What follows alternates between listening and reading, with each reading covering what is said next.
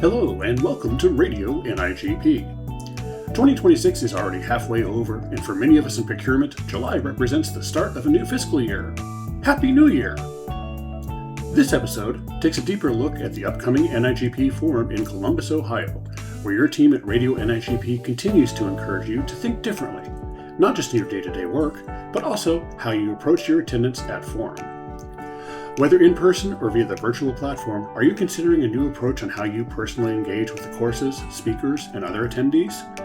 No matter your choice or method for your own engagement, remember that your fellow professionals will love to talk shop with you and share their own experiences that may work for you, much like your radio at Radio NIGP. So grab your drink of choice, sit back, and enjoy this episode of Radio NIGP.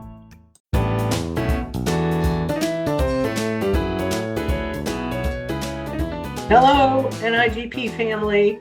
This is Barb Johnson, Valerie Scott, and Don Buffum coming to you as Radio NIGP folks. We wanted to share with you the session that we're going to be holding at Forum. It should be very interesting. It's called Leaders Thriving Among Leaders, and it basically speaks to some interesting things that happen as you realize some of your career goals. How do we act when we've made it to some places that we want to be? And the session is on Monday, August 24th, and it is from 3:30 to 4:45, an uplifting way to end your Monday at the NIGP Annual Forum in Columbus, Ohio, 2026. So in this recording, first thing we're going to do is just talk a little bit about the session, and then Valerie is going to explain to you, or I will, how to find it on the nigp.org conference site. Valerie, would you like to give us a little more detail, but an overview about the session that we're going to conduct for Radio NIGP? Thank you, Barb. I would be happy to. This is going to be an interactive, facilitated session offering the opportunity for upcoming and seasoned procurement leaders to learn from one another as they progress through their leadership journey. Don, what would you add about the session? Barb, Valerie, I'm just really excited just to be in the room where it happens. We're going to have Radio NIGP staff members at each table, people that are leaders in the industry, have a great wealth of experiences, but we'll also be able to take advantage of the people sitting around the tables, and because everybody comes to life with different perspectives and different experiences. This is really going to be leaders helping leaders learn. So it's exciting to me, and I'm looking forward to it. Thank you, Valerie, and thank you, Don. I can't stress enough how much learning will be happening in what we'll call an intimate, cozy environment. And this session is not being recorded. So we're hoping to get solutions straight from the leaders. And we look forward to you joining us. Thank you. Thanks. And if you're looking to find the session on the NIGP website, you'll go to the conference and events and navigate over to the Forum 2026 page. You'll click on sessions. And there is a toggle here. It's a little bit different than past years. So this is in person only. This is not offered virtually. So you'll want to make sure you click on in person only, and then navigate to our day, Monday, the 24th, and you'll find us in that 3:30 to 4:45 slot, procurement leaders among leaders, thriving amidst the thick of things. Perfect. Thank you. I really appreciate the ability to navigate the site. And likewise, if you want to use this tutorial to find other sessions, have at it. So we're here to help. Thank you all. And from Radio NIGP, Valerie Scott, Don Buffum, and Victor Lemer, our producer. We look forward to seeing you in Columbus at the 2026 annual NIGP Forum and Product Exposition. Well, hello, Radio NIGP. I'm Victor Lemer. And I'm Kim Cullen-Prather. I am the public procurement professional. And I am the supplier, ready for a debrief. And we're welcoming you to our 2-track session on Sunday, Debriefs Demystified, from Missed Opportunity to Meaningful Practice. We hope to see you there. In our session, I'll tell you how suppliers come trying to get any information in a debrief in order to file a protest. And I'm going to tell you all about how buyers never show up and give us the feedback that we need. Actually, we're there to debunk some of these myths that people have in regards to debriefs and why it ranks up there with the fear factor of speaking in public. Yes, we want to demystify all those myths and show you how debriefs can really bring both sides of the table together for a wonderful public procurement experience. In our first track, we'll spend some time talking about what is a debrief and why are we doing it wrong. And in the second session, we will show you how to do a successful debrief, starting from before the debrief even happens, all the way through with tools along the way.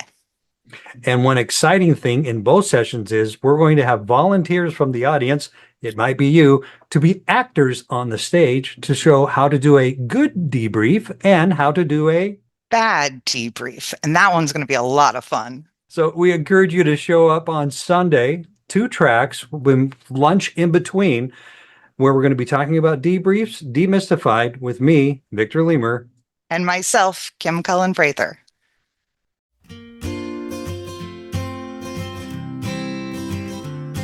I actually am with Jennifer Hyde, and she is with FAPO, and I'll let her talk about what she does for her day job and a little bit more about who FAPO is. Hi, Ginger. Thanks so much for spending some time and inviting me to give you some feedback and some ideas. I am the current president of FAPO, which is the Florida Association. So we're a statewide entity. We still have NIGP chapters here in Florida as well, but we like to encompass the whole state. As for my day job, I am the procurement manager for Indian River County, which is on the east coast of Florida in Vero Beach. And so I've been a member of both NIGP and FAPO for my entire 15 years in procurement. So definitely lots of value in both, and they're definitely supporting of each other and not competing. I like to see that. That's important. It is really nice when your regular job understands the importance of volunteering and how much you really get out of your organization. So tell us a little bit about FAPO and how many members do you have? How often do you have conferences, things like that? Okay.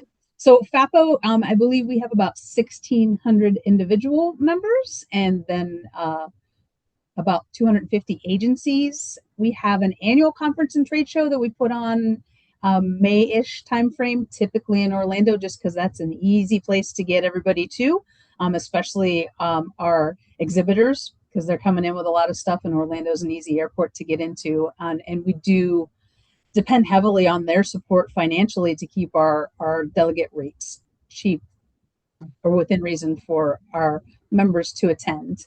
We also do a virtual fall workshop, just a 1 day. And we've kind of got that to the point where we have a couple general sessions and then 3 or 4 breakouts hours. So those have been pretty successful. And that's kind of been our plan over the last 5 or 6 years since COVID. Wow, that's a lot of members. So out of those 1,600 members, approximately what percentage comes to your in-person conference? So this year we had above 350 folks attending, and not everybody is actually a member. We do, of course, have some non-member folks that come, but we have every year we grow a little bit more. So 350 is pretty exciting this year. That's very exciting, especially with the limited budgets that people have. So clearly you're showing the benefit of that. How or what do you think is the reasons why people are attending your conference? I think FAPO, we always consider ourselves a family. We always say the FAPO family. And it's 100% true. Once you volunteer and you attend our conferences, you reach out and you meet people from all over the state that wouldn't be a part of your NIGP chapter. And you create these bonds. And so we all have our little circles of, this is my cluster. When I have a question, this is the group that I'm going to send that text to and say, what am I going to do? And, like I said, it gives us a range across the state, not just in our own small geographical area. So that's definitely a draw. One other thing that I think, or one of the other things that I think is helpful, is we have a lot of energy. We've got the folks that are on the board and the folks that are volunteers. We're FAPO fanatics. Also, we believe in it. We believe in our purpose and our position in helping maintain the professionalism of our careers and working with each other. So I feel like we have a really good vibe. We all feed off of each other. We try and do really fun things. We try and make it entertaining as much as educational, because you definitely remember more if you're having a good time while you're going through the training. I love that. FAPO Fanatics. That should be a t-shirt or a sticker or something. I love that. So as someone who I also consider myself a fanatic, meaning have high energy and things like that, what tips can you give to other chapters to get that energy? Yes, right people, but is there any other tips you can give? I think relax, right? The main thing we're trying to do is have a connection. That's the basis, right? Connection, communication. So don't worry so much about the end product that you're delivering. Is your presentation going to be perfect? Is everybody going to think this is the best one I've seen? Does it matter? No. Just relax. Think of your message that you're trying to get across and just try to engage with the folks around you. So, out of all of the FAPO conferences that you've attended, what is the best thing or the best memory that you can think of any year that you've attended that you're like, oh, wow, that was really great when we did this or when this happened? I think every year tops each other, and we've had a lot of change. Our executive director of 18 years is retiring at the end of this month.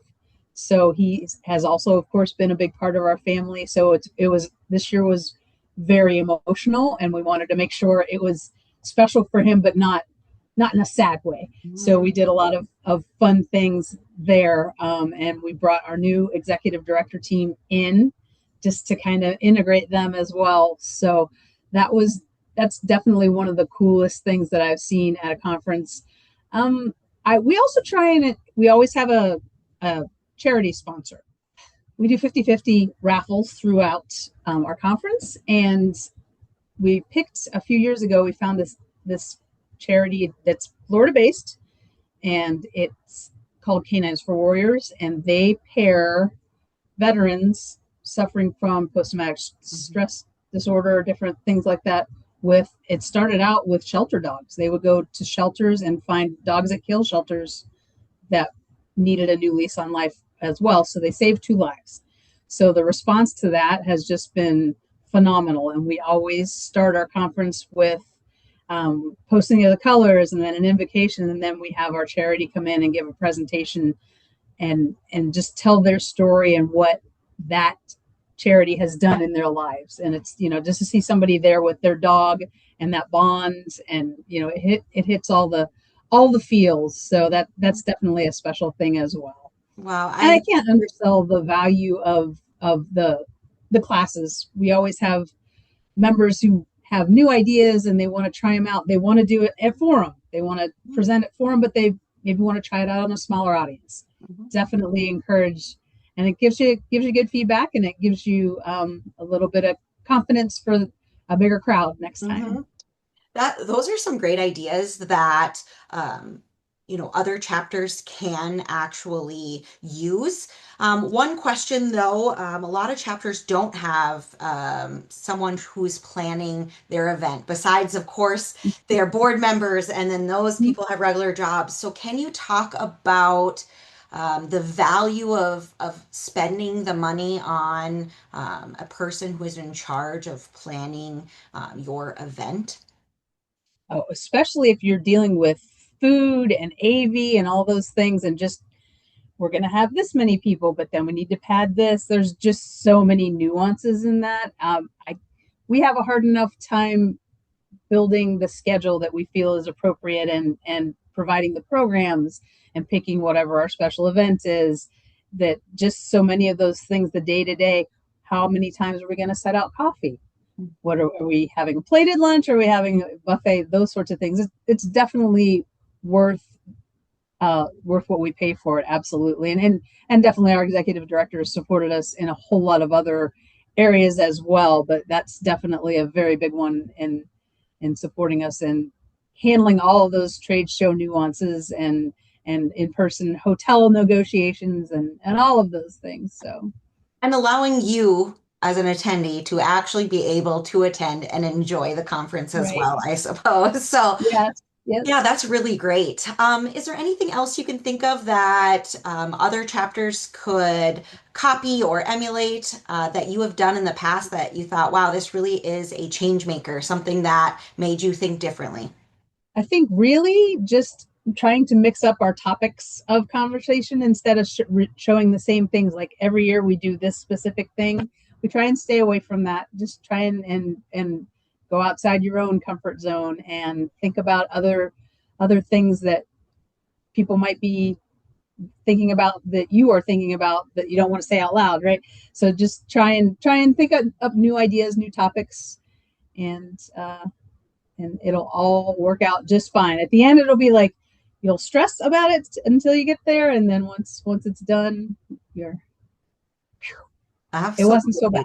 bad. Yes. And I think, um, I think all chapters are trying to come up with those new ideas, but I really think what you said before too about bringing the energy. And if you have your board members and they're excited about being there, they're excited about the plan, that excitement just builds with everybody else. And I think that is really what FAPO does differently. I unfortunately have never been to FAPO. Hopefully, someday I will be able to attend. But it really sounds exciting, and that energy, I can feel that from you as well. So I'm sure that FAPO itself is exciting. Yeah, I think one of the things that was a good benefit for us this year was our keynote was super enthusiastic, but actually had an excellent message as well. And it just kicks off the whole event on a good tone, right? You don't want an attorney coming up and doing your very first session talking about all the reasons we're going to go to jail if we screw things up. So That you want that to is have an kind of a bummer, uplifting yes. good vibe. Yeah, yeah. You want to start on a positive note. Yeah. Yeah, that is a good point too, is you have to start out strong and put people in that right mindset. And hopefully people are there not just to tick the boxes to say that they went to it, Right. but to really get something out of it. That is great. I like the little details that you are coming up with. I mean, even, bringing in that charity, having kind of a set way to start your conferences it really puts people, where they need to be for the next few days. So, I did try to start off the conference when I was doing all my introductions and the housekeeping notes, and I just encouraged everyone, please try and put your phone down and close your laptop. If you can engage, you're going to get a lot more. So if that also brings people into the conversation. If you're sitting at a table and listening to a speaker, but if everybody else at the table is on their phones or their laptops, I think that makes you disengage a little bit as well. So, and I think the attendees have a role in the effectiveness of the event as well, right? They have to buy in and be willing to just focus for a little bit or do their best they can. We can't always ignore phone calls and things like that, but just to try and make the most of that opportunity to meet other people and learn and network. I love that. I think that everyone needs that reminder, right? We are so used to, I mean, I work from home. We are so used to, working from home, being able to kind of check our emails while we're in a meeting. And so then that flows into conferences as well. I do like that reminder to everyone of, we're in this together. Let's all try to put work away as much as possible and step out of the room if you have to. So I like that as well. I think it's a gentle reminder of you don't want to waste this time because it's so valuable. And especially for us as we're gathering our peers from across the state, we only have 3 days together, and we want to make the most of that time and connect. Connection is very important. Yes, absolutely. I mean, you said you get that little bubble and you can call them all and say, hey, have you ever, done an RFP or a bid for this? Talk to me about that. So, yes, that is well beyond those 3 days. It becomes very valuable. Absolutely.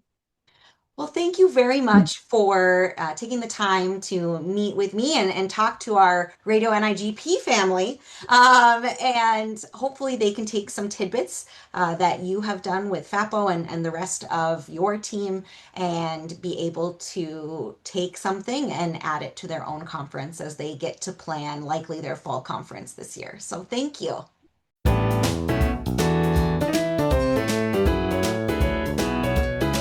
Good afternoon, and welcome to Radio NIGP's preview of presentations to come at 2026 Forum in Columbus, Ohio. My name is Kurt Buffington, and I've been invited to give you a brief review of what I will be doing at Forum. I'm very excited this year because I was asked to conduct 2 workshops. The thing about workshops is they're a little longer. They're 90 minutes each, but they are much more interactive than the normal learning session of watching me or any other instructor talking about something from PowerPoint.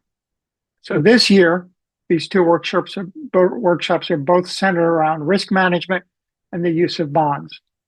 First workshop is entitled Bonds, Liquidated Damages, and Delay Claims. The second workshop is entitled Contracting for Resilience, Risk Management, Supply Chain Disruption, and Smarter Public Contract Clauses. As part of both of these workshops, which, by the way, both occur on Monday, starting at 1:40, they're back to back. As part of these workshops, you will, one, have an opportunity to do 2 exercises. And the first one, it's talking about delays, excusable, not excusable, but also when and whether or not to invoke the bond. Also, as part of both of these workshops, you will receive customized take-home materials, which I have created and made part of these presentations. In the second workshop, we'll talk about 2 activities: building a risk register, so you have a better feeling for supplier risk, and also a clause match workup, terms and condition clauses, which need to be understood in their entirety. So those are 2. I've also been asked to do 1 virtual presentation on Tuesday at 1:45, and that 1 virtual presentation will be these 2 workshops combined into 1 lecture format. Won't have the interactive activities as excusable or not excusable delay. It'll be simply a virtual presentation. It is virtual only. There won't be a room that I will also be presenting live. So that's what I'm doing, and I'm really excited because I've really come to appreciate and spent a lot of time over the last 3 years trying to understand risk management in the public sector arena. So I hope to see all of you at Columbus, Ohio, and please stop in, take a shot at my workshops. I know you'll take something home with you that will be beneficial to you when you get back to your office. So until August, see you in Columbus. Hi, friends. What if the friction in your sourcing cycle isn't a lack of data, but a clash of lenses? As a procurement professional, have you ever received a price increase and you immediately found yourself thinking something like, oh, this supplier is being unreasonable with this price increase? They're just trying to drive up their profits. Well, maybe that supplier may be feeling that they need this slight price increase to cover the rising cost of raw materials and to not operate at a loss while also maintaining the quality that your entity expects. So in this scenario, when you receive that price increase, your immediate reaction might be profit maximization. But before you push back, consider their reality. Are their input costs soaring?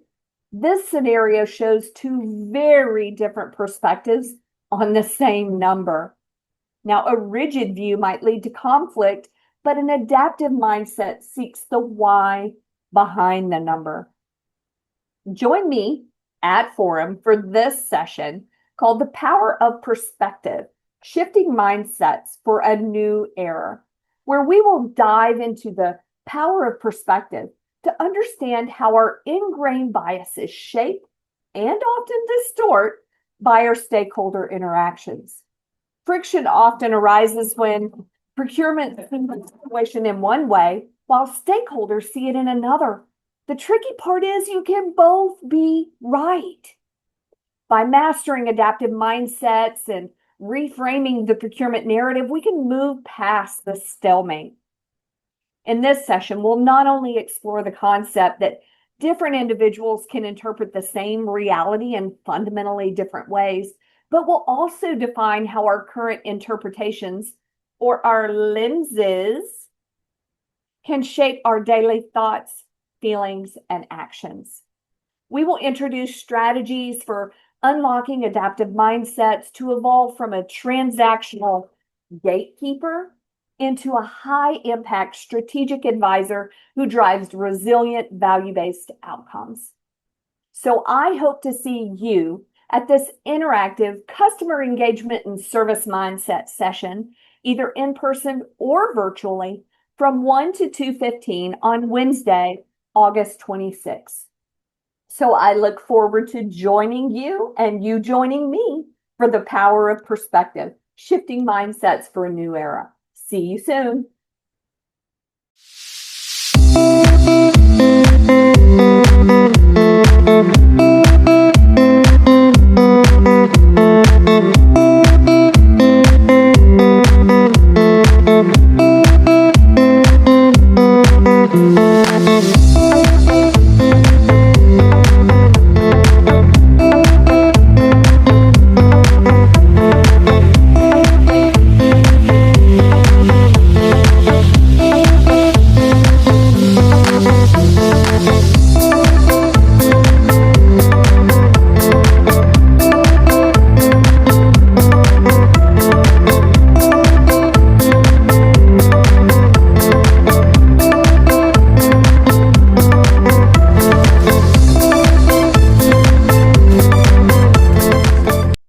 Greetings to my NIGP colleagues.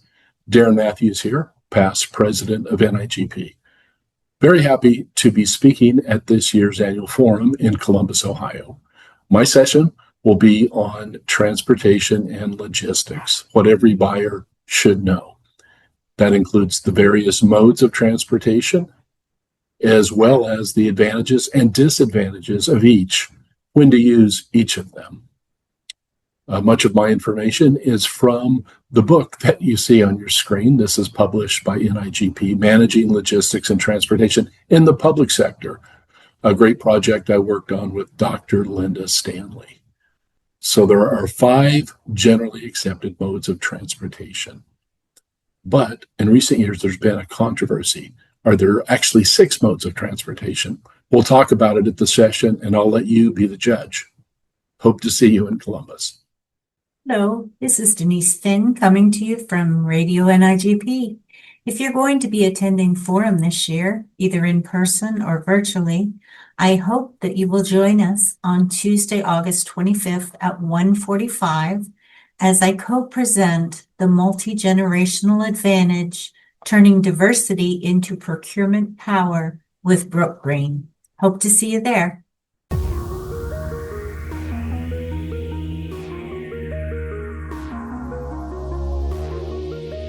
Hi, Radio NIGP. This is Brooke Smith, and I'm coming to you live with Aaron Raz, who's the procurement manager for the city of Westminster in Colorado.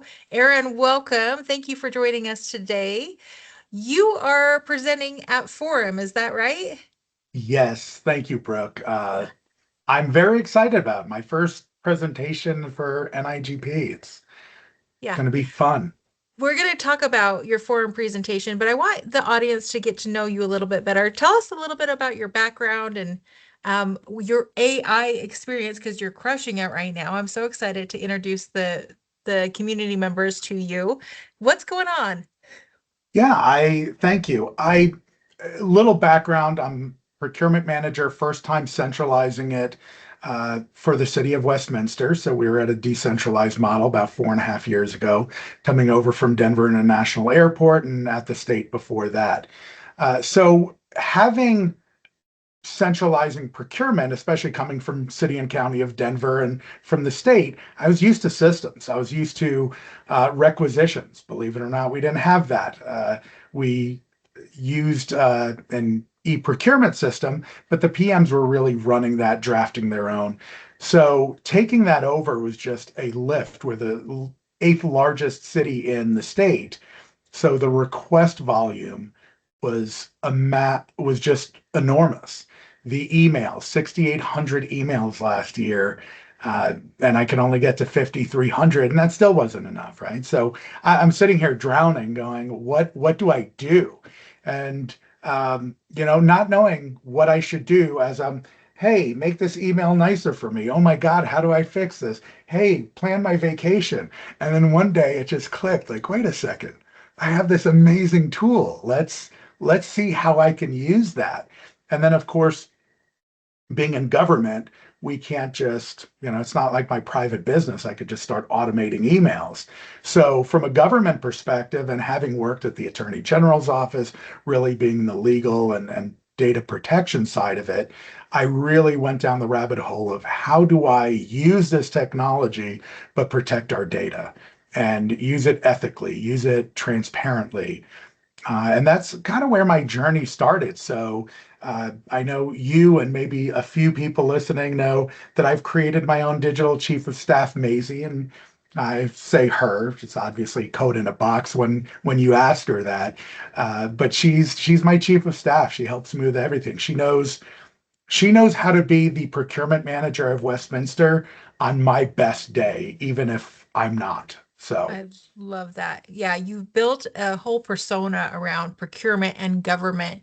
What is the most important thing you think that government employees need to know when they are experimenting with AI? What's that key lesson that you share with people? Two things. One, I think this is the foundation because I think there's so much fear around it. And for all of us subject matter experts, I would say hold strong. We are the most important part of this, right? Our leadership cannot make payroll happen next week. The subject matter experts can. So, really, we will be the driver of AI. The other thing is in my code and in my operating system for Maisie, my number one thing is my municipal code. There is an order of operations of how to think. I ask for citing every time. And if you cannot cite a source, what makes Aaron happy is to come back and say, hey, Aaron, I didn't find anything. Let's brainstorm. Let's come up with something creative. Go old school, right? Call Brooke, call Val, call, whoever you all that I work with on a regular basis. And I love doing that. So the one thing I think those using AI already know, this thing is going to kiss our butts, right? It's going to make us try to make us happy, and it's going to sound so amazingly convincing when it's absolutely wrong. But we can program it if we know how to not do that. I love that you add layers of protection in place, especially by putting like your city code and your governance and the state codes in there. I think far too often people get into the nuance of just asking it point blank and they don't set up their settings right. So they are being vulnerable to what AI can produce for them very well, but be very incorrect. And so adding that like that human in the loop element where one, I want you to cite, I'm going to verify this information. And if don't make up information if you don't know. So that's a great Yeah. lesson learned and so important that people in government especially need to know. You are presenting at Forum. I'm so excited to hear this in during your session.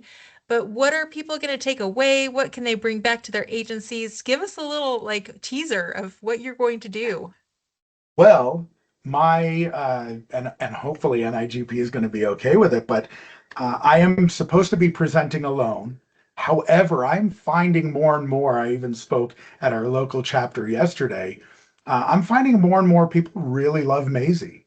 So I'm going to introduce Maisie at Forum. They're going to get to interact a little bit.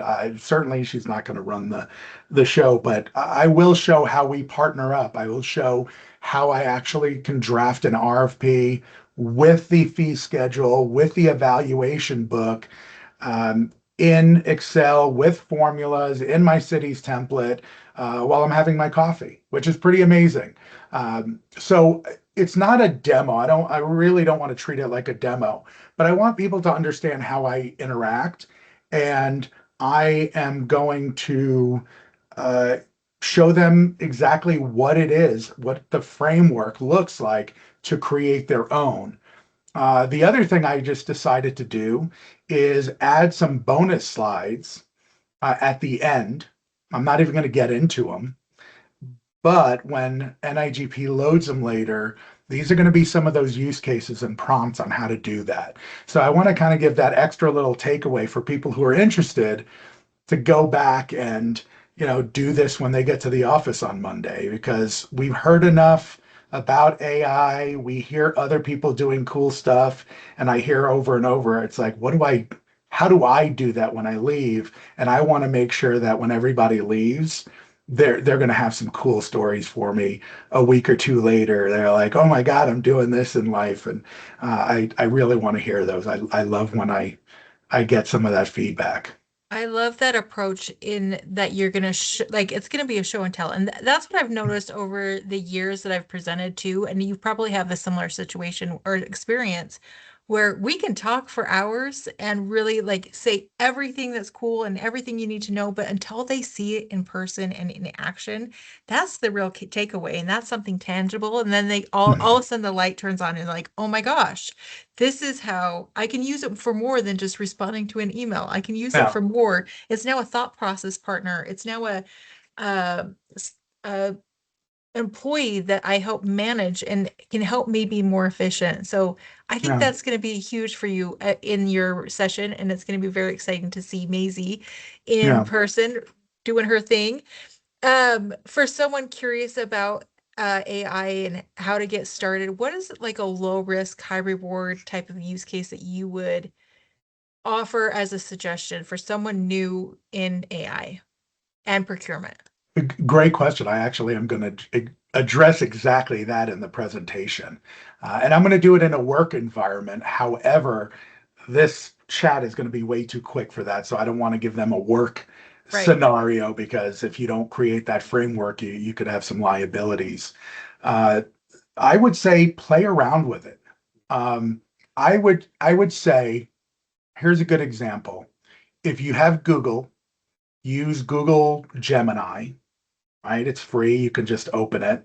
I'll get into all the other models I use and like Claude and ChatGPT. It doesn't matter. But for everybody out there, level playing field. Go into the next time you're at a restaurant. And I say this because I just did this for a friend 2 days ago. We're sitting at a restaurant eating. Take a picture of your meal. We were at Lazy Dog. And took a picture of the meal. I said, I'm at Lazy Dog. What is this? And it told me exactly what it was, and it was spot on. I was like, give me a recipe for it. And it gave me a recipe like right there.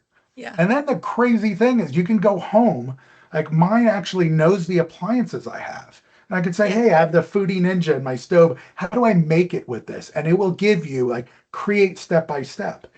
So something that basic of not just make my email sound nicer. Start thinking outside the box. I always tell people there should not be a question in your head that you don't ask. I asked Maisie everything. Yeah.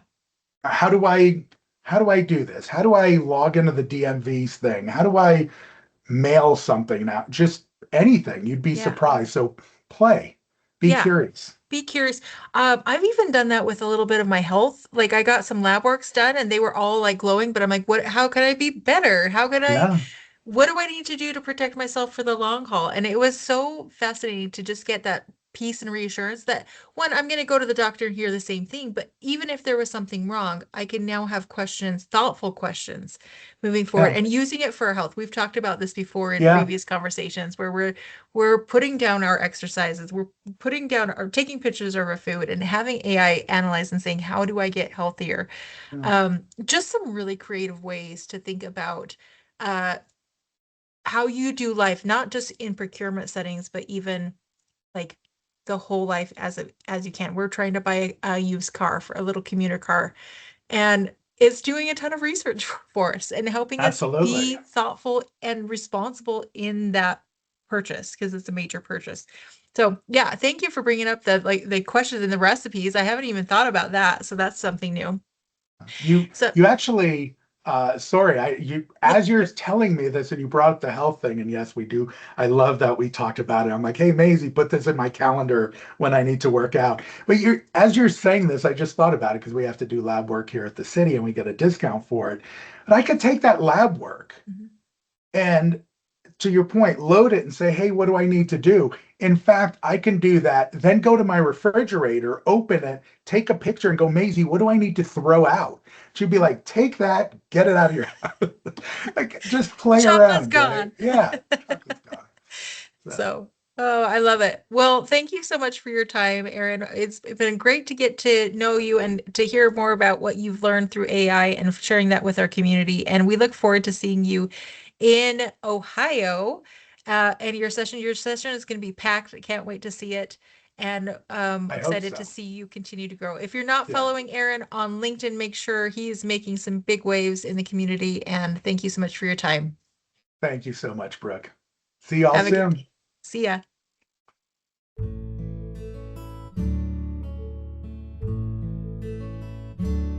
Hello, friends. I hope you are enjoying a wonderful summer with hopefully some time with family, friends, and trips full of adventure. As we look forward to fall, there's a few more things to look forward to. And one of those things has been talked about a good bit during this broadcast. Well, it's obviously an NIGP forum. In a fast-paced world of supply chain management, continuous professional development through targeted training and forum attendance is critical for procurement professionals to maintain that competitive edge. Navigating modern market volatility, supply disruptions, complex global events and regulations, and emerging AI-driven negotiation tools require skills that go so far beyond traditional sourcing. Engaging in specialized procurement training introduces modern cost-saving frameworks, while attending industry conferences like NIGP's forum provides direct access to cutting-edge supplier technologies, peer benchmarking opportunities, and the all-important strategic networking.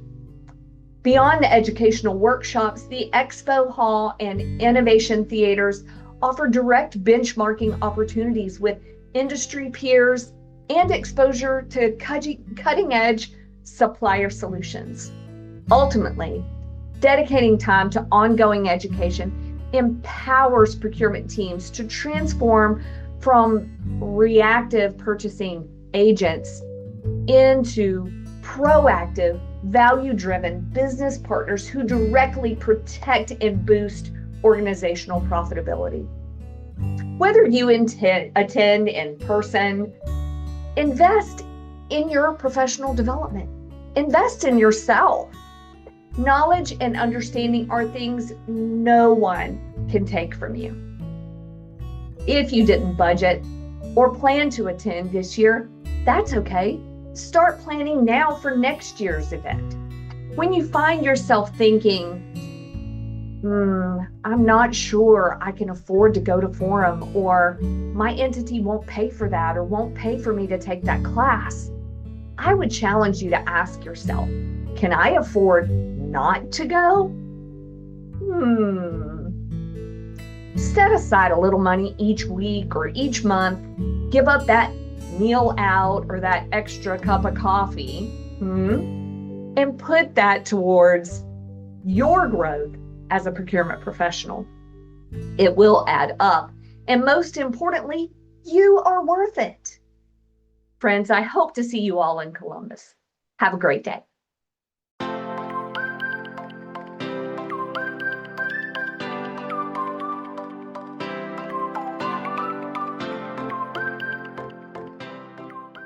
Well,